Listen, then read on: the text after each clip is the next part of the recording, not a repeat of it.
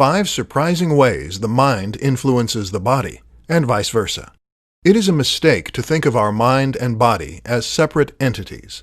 The reality is that we are holistic machines, and that no aspect of our psychology, physiology, or biology can exist independently of the rest.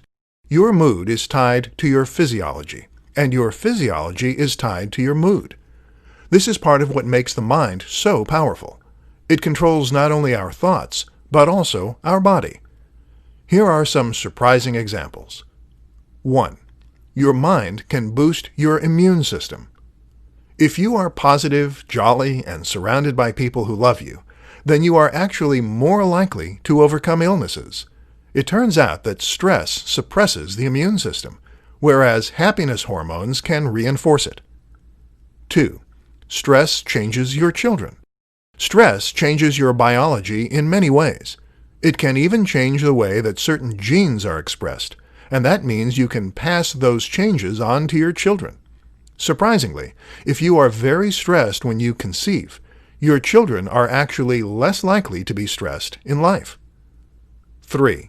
You don't digest food properly. Stress causes a range of conditions, such as psoriasis. But did you know it also prevents you from properly digesting your food? This can actually lead to malnutrition, even if you are eating properly. 4. Your gut changes your mood. So your mood changes the way your gut behaves. But did you know that this relationship is a two-way street? You see, your gut contains nearly as many neurons as your brain, and the tiny bacteria that live there actually produce neurotransmitters that can affect your mood. This is why the gut is sometimes referred to as the second brain. 5. Embodied cognition. Embodied cognition is a recent theory in psychology that better explains the close link between the body and the brain. Previously, it was thought that the brain had its own internal language. This was sometimes referred to as mentalese.